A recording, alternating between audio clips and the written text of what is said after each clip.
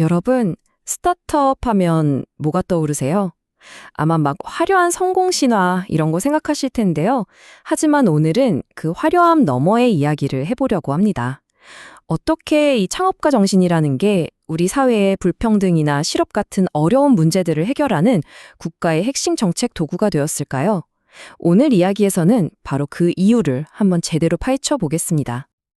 자, 이런 질문 한번 던져볼게요. 만약 우리 사회가 겪고 있는 이 심각한 불평등과 실업 문제의 해답이 더 많은 스타트업에 있다면 어떨까요? 좀 도발적으로 들릴 수도 있겠지만 이게 바로 오늘 이야기의 핵심이거든요. 그래서 오늘 이야기는 이런 순서로 진행될 거예요. 먼저 지금 우리가 어떤 문제에 직면해 있는지 배경부터 짚어보고요. 그리고 그 해결책으로 왜 창업가 정신이 떠올랐는지, 그 다음엔 구체적인 정책들이 실제로 어떻게 돌아가는지, 그리고 이 모든 걸 통해서 우리가 어떤 미래를 그리고 있는지 차근차근 따라와 보시면 되겠습니다. 자, 그럼 첫 번째 섹션부터 시작해 볼까요? 바로 발전 그리고 그 이면의 문제들입니다. 그러니까 세계화나 4차 산업혁명 같은 거대한 흐름이 있잖아요. 이게 우리한테 많은 걸 가져다 줬지만 동시에 어두운 그림자도 만들었거든요. 그 문제들부터 한번 살펴보겠습니다. 네. 세계화랑 새로운 기술들. 이게 우리 경제를 엄청나게 성장시킨 건 맞아요. 정말 큰 선물이었죠. 근데 말이죠. 이 눈부신 발전 뒤에는 우리가 꼭 풀어야 할 아주 깊고 구조적인 문제들이 숨어 있었습니다. 그러니까 말 그대로 양날의 검이었던 거죠. 첫 번째 도전 과제는 바로 불평등 심화입니다. 세계화 덕분에 나라 전체의 부는 엄청나게 늘어났는데 문제는 그 돈이 전부 다 어디로 갔냐는 거죠. 대부분이 소수에게만 집중된 거예요. 결국 부자와 가난한 사람, 가진 자와 못 가진 자의 격차가 점점 더 벌어지면서 이게 심각한 사회 갈등의 불씨가 되고 있는 겁니다. 두 번째는요, 바로 우리 일자리가 흔들린다는 겁니다. 생각해보세요. 기업들이 인건비 좀 아끼겠다고 공장을 막 해외로 옮겨버리잖아요. 그럼 국내에는 뭐가 남겠어요? 괜찮은 일자리들이 점점 사라지는 거죠. 그래서 많은 분들이 나도 언제 일자리를 잃을지 모른다. 이런 불안감을 안고 살아가게 된 겁니다. 그리고 세 번째, 이건 진짜 중요한데요. 바로 혁신하지 않으면 그냥 뒤처진다는 엄청난 압박감입니다. 특히 지금 같은 4차 산업혁명 시대에는요, 새로운 기술이나 기발한 아이디어 없이는 국가 경제 자체가 버티질 못해요. 이제 혁신은 선택이 아니라 생존의 문제가 되어버린 거죠. 자, 지금까지 말씀드린 걸 정리해보면 이렇습니다. 우리는 지금 기회와 위기, 그 한가운데에 서 있는 거예요.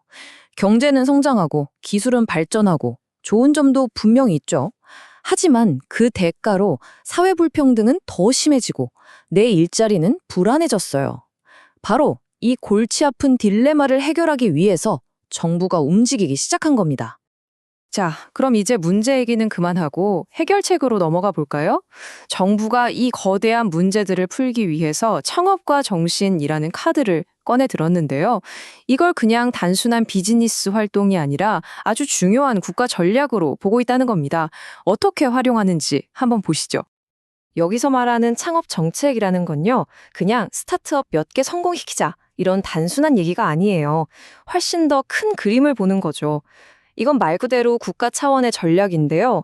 경제가 막 흔들릴 때 그 충격을 좀 줄여주고 또 성장의 과실을 우리 모두가 함께 나눌 수 있는 그런 더 건강한 사회를 만들기 위한 핵심 도구로 스타트업을 활용하겠다는 겁니다.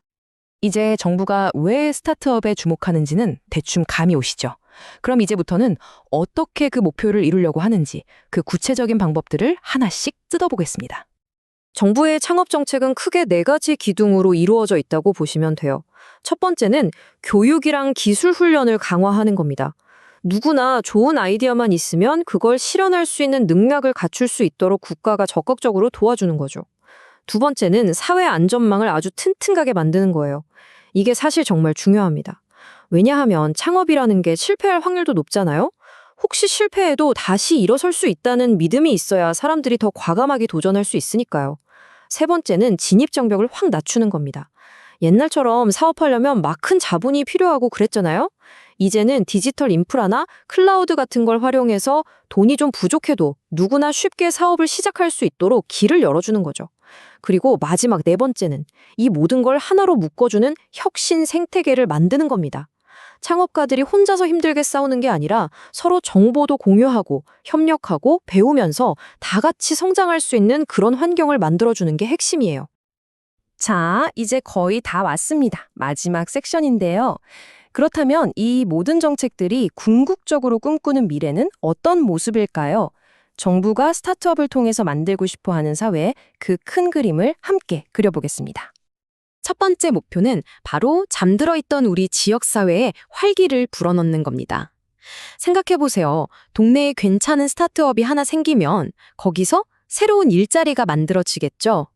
그럼 사람들이 모이고 돈이 돌기 시작하고 그렇게 쇠퇴하던 동네가 다시 살아나는 선순환이 만들어지는 겁니다. 두 번째는 개인에게 기회의 사다리를 만들어주는 거라고 할 수 있어요. 흔히 말하는 금수저가 아니더라도 정말 좋은 아이디어와 노력만 있다면 누구든 성공할 수 있는 길을 열어주는 거죠. 이게 바로 우리 사회를 좀 더 공정하게 만드는 아주 중요한 힘이 될 수 있습니다. 세 번째 목표는 아주 직접적이고 현실적인데요. 바로 일자리를 만드는 겁니다. 지금 당장 실업 상태에 있거나 불안정한 일자리 때문에 힘들어하는 사람들에게 괜찮은 일자리를 제공하고 또 안정적인 소득을 얻을 수 있는 기회를 만들어주는 것, 이게 아주 중요한 목표 중 하나입니다. 그리고 마지막으로 이 모든 것들이 모여서 사회 전체의 파이를 키우는 동력이 되게 하는 겁니다. 몇몇 스타트업이 만들어낸 혁신적인 기술이나 서비스가 결국엔 우리나라 경제 전체를 한 단계 업그레이드 시키고요. 그 혜택은 우리 모두의 삶을 더 나은 곳으로 이끌게 되겠죠. 결국 정부가 추진하는 이 거대한 프로젝트는 우리 경제를 더 활기차게 만들면서 동시에 더 공정하게 만들겠다는 목표를 가지고 있습니다. 하지만 여기서 마지막 질문을 던져보게 됩니다. 과연 이 스타트업이라는 해법만으로 정말 충분할까요? 그 답은 아마 우리 모두가 함께 찾아가야 할 것 같습니다.